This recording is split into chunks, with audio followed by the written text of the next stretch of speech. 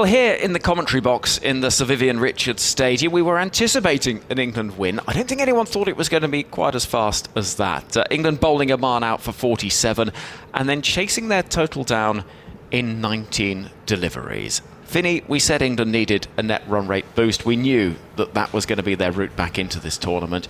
It is the dream result from England's perspective. Yep, the perfect result, I think, right from the very moment they turned up at the ground today and Jos Buttler won the toss. They've had hopes of bowling Oman out for something chaseable that they could really get their teeth into and chase it quickly. And the way that the bowlers bowled set the game up. They made the one change of bringing Reece Topley in for Chris Jordan, which I think was the correct call against this team and on this surface. And once they took those wickets, they were all shared between three bowlers, Wood, Archer and Rashid, who ended up player of the match. They got the bat in their hand, and you knew that England were only going to play one way. The wickets do not matter when it comes to calculating net run rate, so therefore they had an opportunity to just swing from the hip, and they did that, and Phil Salt connected with the first two balls of the innings for 6, and they were peeling that target in quickly from there. So in the Oman innings, Jeff, we suspected that they may have had their moment in this tournament with that super over game against Namibia and then having a little flurry against Australia, but just one player making it to double figures. We spoke about England's bowling, 3 wickets apiece for Jofra Archer and Mark Wood, Adil Rashid 4 for 11.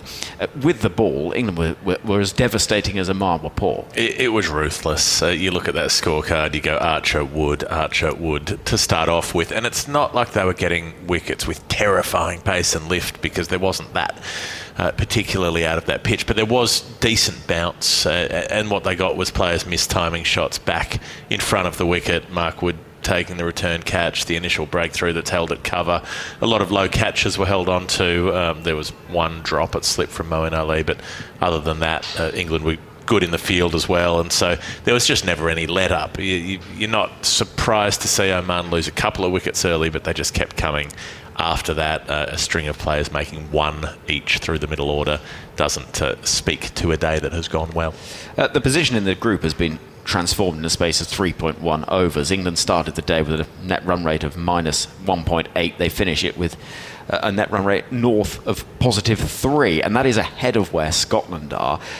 If England beat Namibia, which they still have to do, they've got to hope then Scotland lose to Australia. A win or a washout for Scotland will see them go through instead. So the job isn't done yet for England, but it is almost that the narrative has changed. The whole feeling has changed, Vinny. Well, I think the dominance of the performance means that that is the case. And we came into this game, or certainly the team would have come into this game knowing that this was their best opportunity to significantly impact their net run rate and to get them back on the correct course. Clearly they had a misstep against Australia and that washout against Scotland, which has led to a lot of speculation about what they needed to do.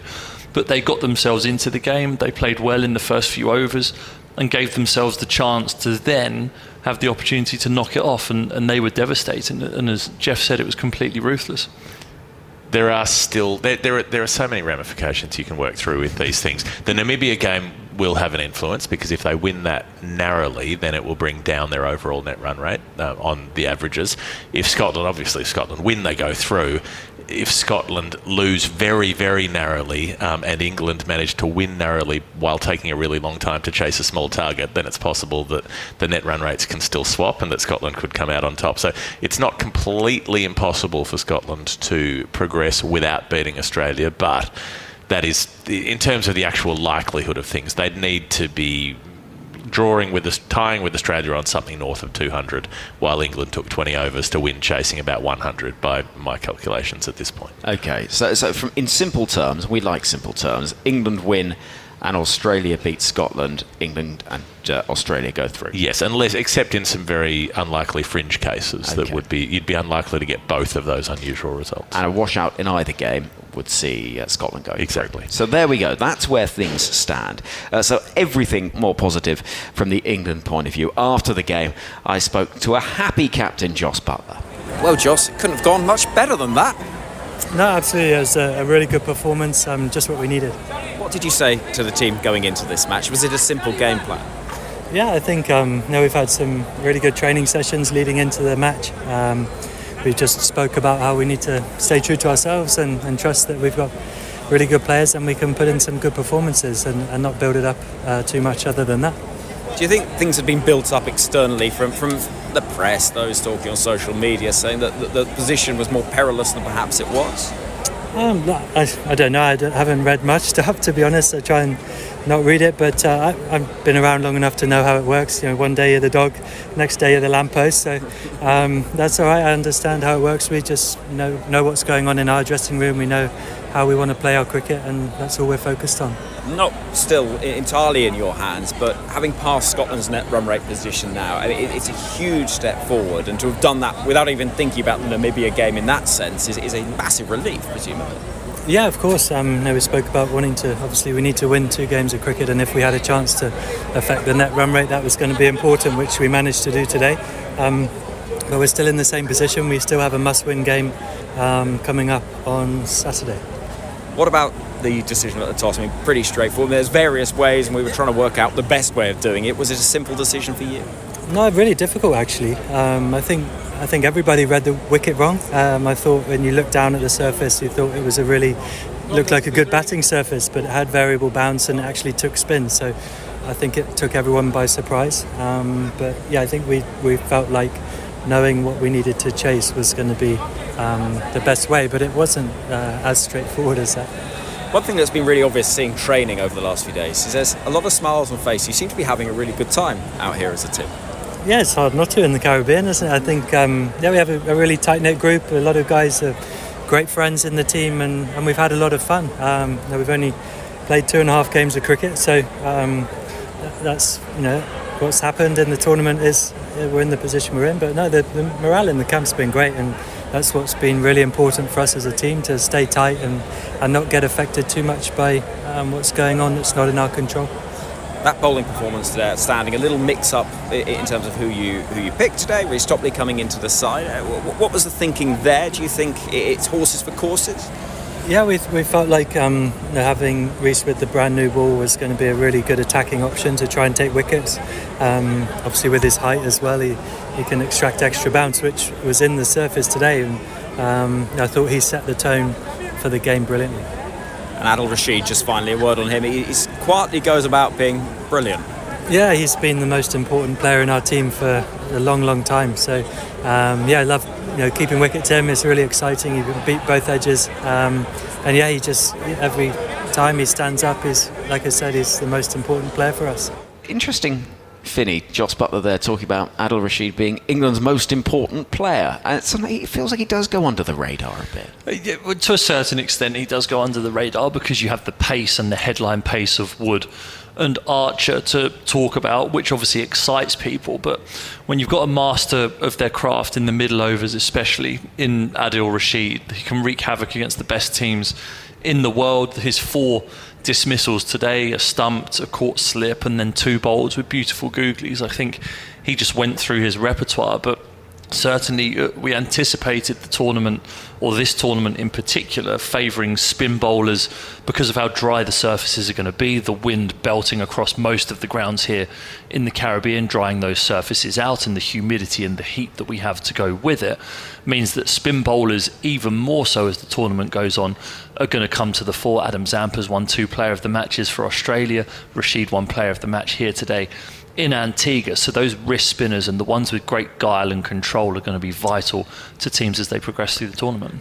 It must feel so satisfying, so juicy when you're a leg spinner and you've got a good wrong and you're bowling against right-handed tail-enders who don't appear to have much of a clue about how to face that bowling. Rashid bowled a couple of perfect googlies today that just came back through the gate, middle and off.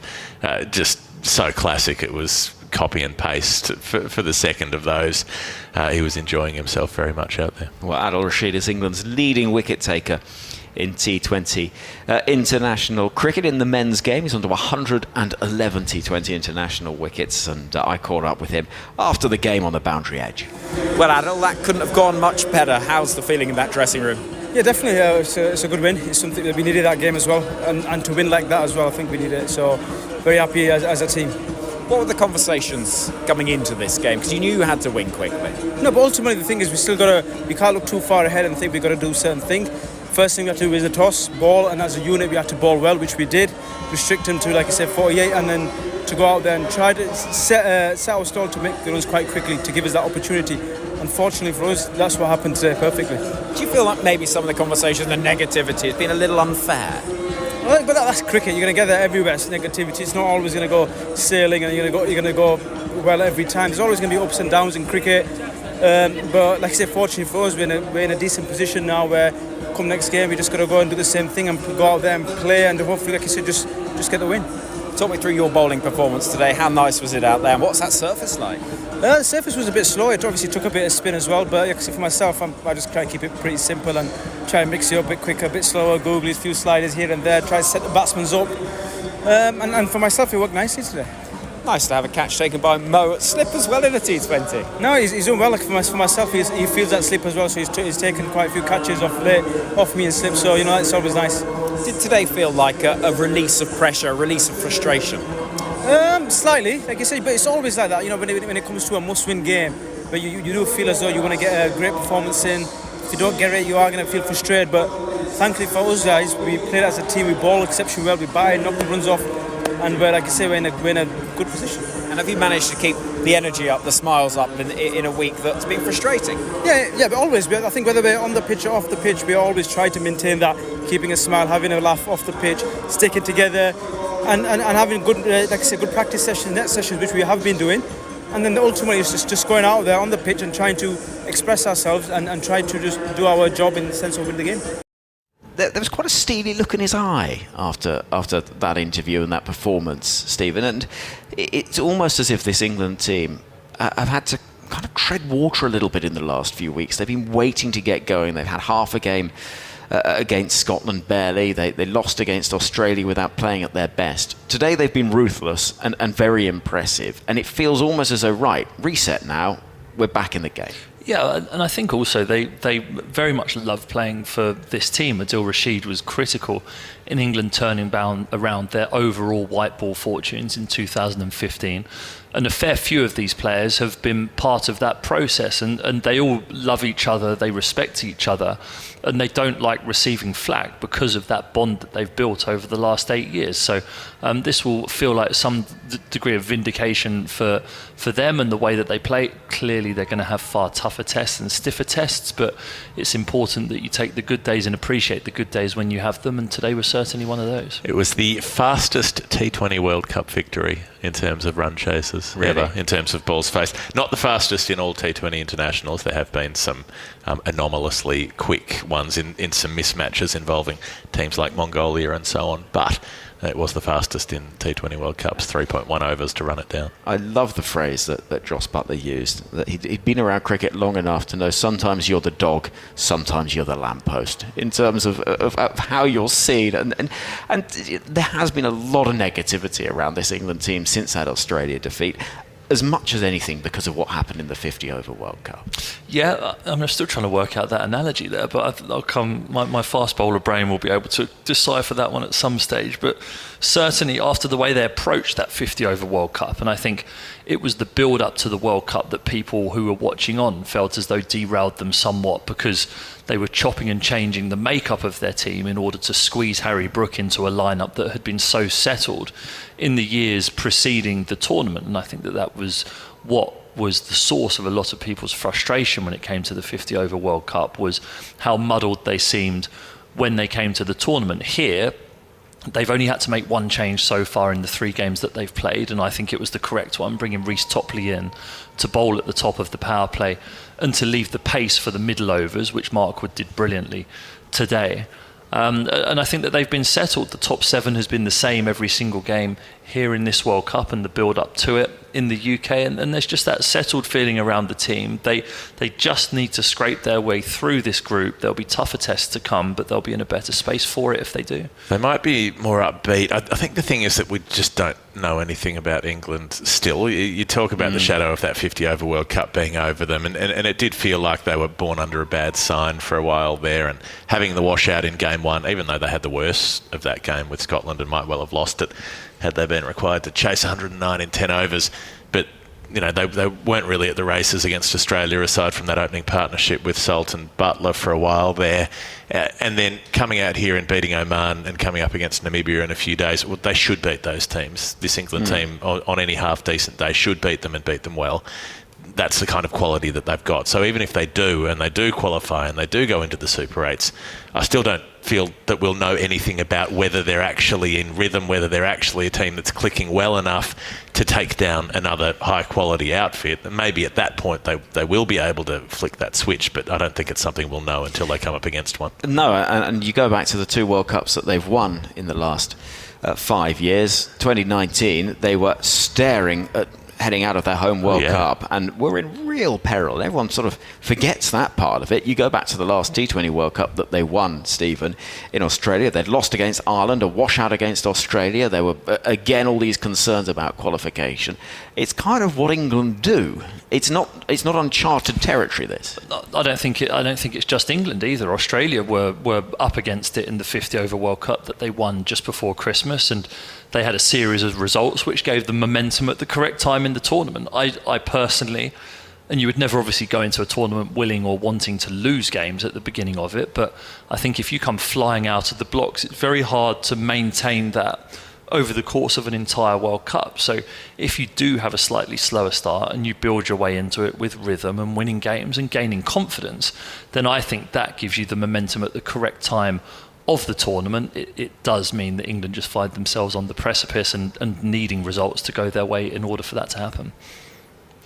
In terms of England's learnings from this game, there's not much you can take, really. We know that England's bowling was supreme, and with the bat, well, we saw Phil Salt hitting 2 sixes from the first 2 balls before chopping on.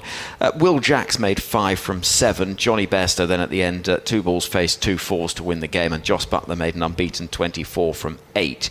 I suppose there are still unanswered questions about that middle order, which hasn't necessarily looked England's strong suit in the small sample size we've had, which is that Australia game where they struggled to get going. So what have we learned today, and what have we still got to learn? I suppose quite a lot. Well, in the essence of filling a podcast, I will elaborate, but they've learned nothing from today whatsoever.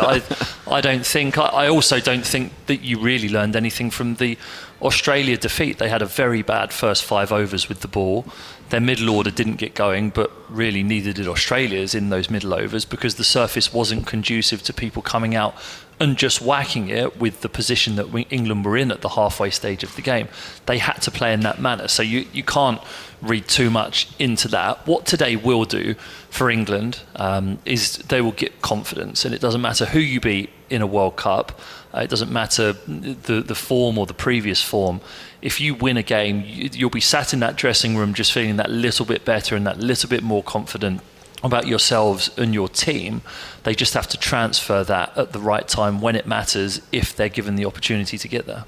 It is a funny configuration when you've got Bairstow coming in at 4, who we're all used to seeing opening the batting. He's done so much time in the IPL opening the batting. He was part of England's white ball revolution in the 50 over stuff, especially with Jason Roy. Their most successful opening partnership, isn't it? England's in 50 over cricket. That was his gig. Face the faster bowlers, face the harder ball, go over the infield. It is a different job coming in the middle order, and Will Jacks is also a player who could be opening the batting as well, although he was batting at 3 for Royal Challengers Bangalore. So it does feel like one of those teams, and Australia used to do this a lot as well, pick 4 or 5 or 6 openers, because you're picking the highest scoring players in domestic leagues, but where they all open the batting, and then you're jamming them into an 11 and hoping that they'll figure things out as an order from 1 to 6. But the jobs in T20 cricket are pretty different in those circumstances, or certainly different if you're not chasing 40-odd runs to win. And also, there is the other fact of this group, which is worth pointing out, which is regardless of which order the teams finish, it's seeded going into the Super 8. So England know where they would be, Australia know where they would be, Scotland know where they would be in terms of qualification. So there isn't that massive incentive to finish top of the group, and it makes it a slightly sort of unusual way that this group can concludes, not least because the final matches aren't played at the same time. Well, it doesn't matter. Yeah, the ordering doesn't matter at all, and all of the conjecture about Australia with Scotland and run rates is probably redundant by now, but it does still leave open the option of Australia not beating Scotland. Just float that one. Well, yeah, and actually, credit to a Scotland side who were outstanding for 10 overs against England and were superb in the game that they played here against Oman. They'll be thinking, what's all this talk about England? As soon as they win against Oman and Namibia heavily and we lose to Scotland, they'll be thinking, oh, hold on a minute, we've still got a part to play here. Well, we've heard from Leask, we've heard from Berrington, we've heard from a lot of their players and coaching staff, and it's as if they have been speaking to a sports psychologist of some sort about manifestation, but not once have they ever liked being called the tag or had the tag of underdogs or cause an upset or a free hit. They've not liked any of that language in their press conferences or in their interviews. It's always been about what we can do and what we can do to affect the games positively in our favour. And actually, in the games that they've played, they've done really well. They played really well in those first 10 overs against England, and we're just throwing pie in the sky to guess what would have happened for the rest of that game, but they certainly gave themselves a chance to win that game. They beat Namibia resoundingly, and they beat Oman resoundingly, and they gave themselves the opportunity to put the cat amongst the pigeons that they have. So, I wouldn't completely count out Scotland coming and playing well. It's just another one of those scenarios where if Australia half turn up with the team that they have and with the power that they have with both bat and ball, you would anticipate that it would be too much. Interesting from Scotland opener Michael Jones, who was speaking about this, and he said, well, we know the rivalry between England and Australia is massive. If they want to play that way, then happy days in relation to the Josh Hazlewood suggestion about Australia going slowly, helping Scotland out. We won't be complaining if they want to let David Warner open the bowling, something like that. It'd be pretty funny. Yep. So there are still plenty of twists and turns that are potentially there for us to enjoy in this group, and it would be thrilling and fascinating if that game got tight and we were in a situation where Scotland beat Australia and could knock England out in the process while taking both them and Australia through. Well, I doubt we'll see anything like that, but we might see Australia use the squad depth just because they have the opportunity. You mentioned free hits. It is a free hit for Australia. They don't need to win that game. There is no world in which they'll go out there and try to lose that game. That's just not going to fit with the way they operate at all, and it would bring them into the purview of the anti-corruption people, which is a little bit different to running up against the code of conduct regulations for a couple of demerit points. That's a different stratosphere. But they might want to take the opportunity to give the squad members a game so that they're prepared if they're needed, if they need to be called upon during the Super 8s, and that would be legitimate, even though I'm sure there'd be some criticism of it.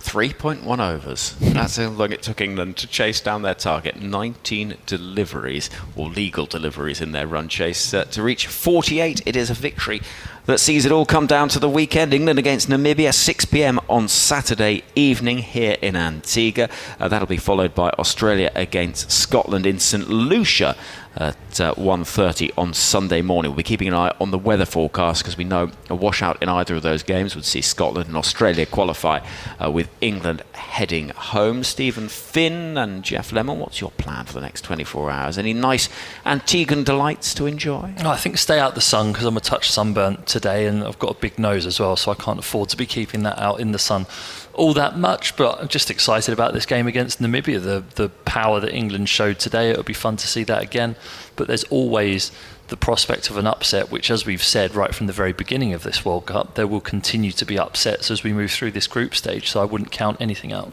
I have no idea. I've only just got here. 4:30 start in New York this morning to make it to Antigua in time for the game in order for it to be over in about 40 minutes, it felt like. So I'll be taking your lead. You tell me where to go on the island. Well, there we go, and it's a beautiful place to be as well. The roads, I've never seen potholes like it anywhere on this planet. It's unbelievable, but there we go. Righto, we are going to look forward to Saturday when this group will conclude. England, Scotland and Australia fighting for those two places to get through out of Group B. We know Australia are already there. Who will join them, Scotland or England?